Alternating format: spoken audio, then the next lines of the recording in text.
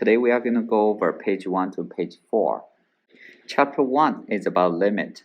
When we talk about limit, we have to be very careful. So the limit, we are checking around the point, not at the point.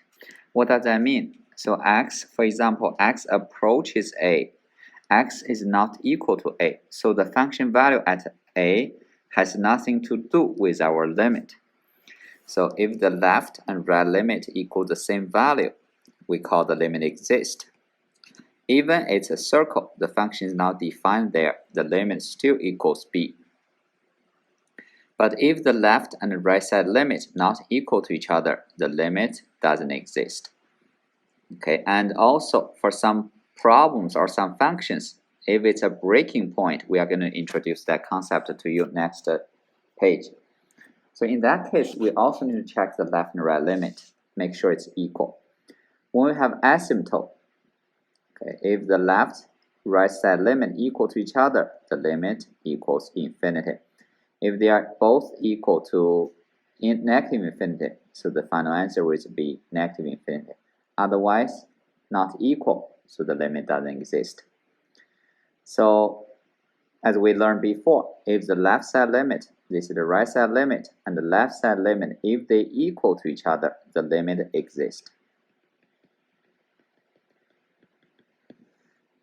So another concept which we call the breaking points. Breaking points is where the function is defined differently on the two sides.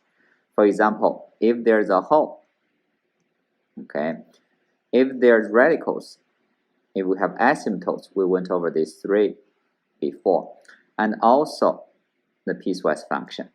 So when we have breaking points, we have to check the left and the right side limit, make sure they are equal to each other. Otherwise, it doesn't exist. So how do we evaluate limits? The first step is always plug it in.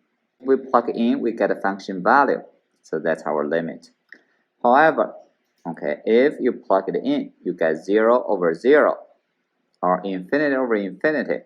What we can do, we have two choices right now after we learn calculus AB. Either we can factor 0 term and cancel the 0 term, okay, or we can use L'Hopital's rule. We take the derivative of the numerator and derivative of the denominator, okay, we get our answer. Same thing, if we have radicals in the problem, we can use the conjugate, multiply the conjugate, cancel the 0 term, or if you want, you can use L'Hopital's rule, take the derivative of each. However, you have to make sure it's 0 over 0 or infinity over infinity to use L'Hopital's rule. So for trig functions, there are some very special values. For example, limit as x approaches 0, sine x over x equals 1. 1 minus cosine x over x equals 0. And tangent of x over x equals 1. So if you look at all these three functions, okay, if you didn't remember what's the limit, you can plug it in, you get 0 over 0, you can use L'Hopital's rule directly.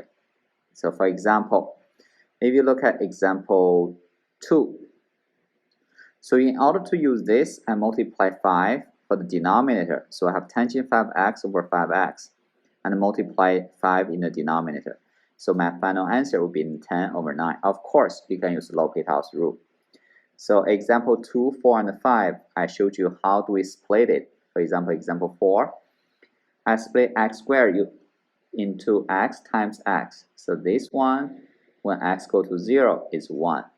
Tangent of x over x is also 1, give us 1. However, as I said, you have to plug into check. Make sure it's 0 over 0 or infinity over infinity to do the L'Hopital's rule. For example, this one. It's very tricky. Some students directly, they don't read the problem carefully. Just directly, they tell me the answer is 12, which is wrong. Because when we plug pi over 2 in, 4 times sine 3 pi over 2 over pi over 2. Sine 3 pi over 2 is negative 1. So in this case, it's not 0 over 0. We can directly plug it in. Be careful. Example 3. And lesson 4, we are talking about the continuity. How do we use limit and the function value to determine if the function is continuous at one single point? In this case, you can use breaking points a lot.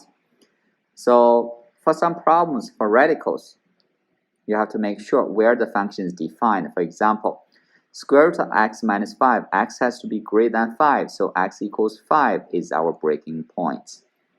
So 5 plus x is greater than 5 is 0. However, when x approaches 5 from the left, that means x is less than 5, so x minus 5 is negative, so this one will be doesn't exist.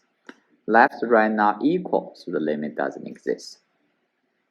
So for radicals, you have to make sure where is the breaking point. For example, 16 minus x squared. So how do we find the breaking point? We just set 16 minus x squared, whatever under the radical is 0. So give us x equals plus minus 4. So x goes to 4 is a break point. We have to check the left and right. X is greater than 4 or x is less than 4. When x is greater than 4, 4 plus, the function value doesn't exist if we plug it in. So the limit doesn't exist. Okay. However, if the x value here we are talking about is not a breakpoint, you can directly plug it in. Okay. Another type of function very popular is a piecewise function. When we talk about piecewise function, you have to find the breakpoints. In this case, -3 and 4 will be our breakpoint. So for all the breaking points, you have to check the left and right limit. For example, -3 plus, we have to use the second function. We plug it in, get 6. -3 minus, we have to plug in the first equation. So we have 6. Left, right equal, so our limit as x goes to -3 is 6. However, if you look at 4 plus and 4 minus, 4 minus is 20, 4 plus is 9. So the limit doesn't exist. Based on the limit, we are going to define continuity. So how do we decide a function is continuous? Just this part. If the left side limit and the right side limit equal to the function value, all these three values are equal, the function is continuous. Okay, the left, right equals the function value. So the dot here, very important. The dot here tells us where fa is defined. So this is one very important value to determine if the function is continuous. So for example, left and right limit equals, so the limit exists, however the function is not defined here, it's a circle, so that's not continuous. Left right not equal, so limit doesn't exist, so it's not continuous. The function defined here, the limit doesn't exist, so it's also not continuous. So next lesson, infinity limit. So when we talk about the infinite limit, that means we are dealing with, when we plug it in, we'll have a number over 0. So in this case, our final answer will be infinity or negative infinity or doesn't exist. It will be one of these. So how do we check which one is right? You just need to plug it in. For example, plug a value in. 7 plus, when we plug 7 in, it's 1 over 0. So a number over 0, your answer will be one of these. So positive or negative, what do we do? You can plug in a number, 7.1. So give us a positive value. That's why our answer, positive infinity. Same thing, 7 minus 1 over 0. We can plug in 6.9. Our answer, negative infinity. So because the left and right side limit are not equal, so the final answer, 7, as x approaches 7, doesn't exist. So as you can see here, 1 over x minus 7, x equals 7 is a breaking point, or break point, because at x equals 7, it's not defined. However, some students will be confused with the one-sided limit. It doesn't matter 0 minus 0 plus, our first step is always plugged in. So plug 0 in, cosine 0 over 0, so it's 1 over 0, right? So your answer will be infinity or negative infinity. 0 minus, you can check negative 0.1. It will give you a negative value. That's why our final answer, negative infinity. So how do we study the limit at infinity? So we are trying to solve the limit as x approaches positive infinity or negative infinity. So for this type of problem, if it's a polynomial over polynomial, we can just look at the power. If the highest power of the numerator and denominator is the same, the answer will be the ratio of their coefficient. If the denominator power is higher, the answer is 0. If the numerator is higher, your answer will be infinity or negative infinity. Depends on where the x value goes to. For example, as x approaches positive infinity. So when we deal with this type of problem, all the constant you can ignore it. This x over 3, as x approaches positive infinity, answer positive infinity. Same thing, ignore negative 1 here, minus 1 here. So you have 3x, as x goes to negative infinity, your answer is negative infinity. Of course, you can also use L'Hopital's rule. Because it's infinity over infinity, you can take the derivative of each. Last topic, how do we find the vertical asymptote and the holes here? So for some type of functions, we do have vertical asymptotes and holes. How do we identify them? So the easiest way, okay, so look at the denominator. If something makes the denominator equal 0, that's our vertical asymptote. However, keep in mind, you have to factor first. Factor the problem first to make sure nothing is cancelled.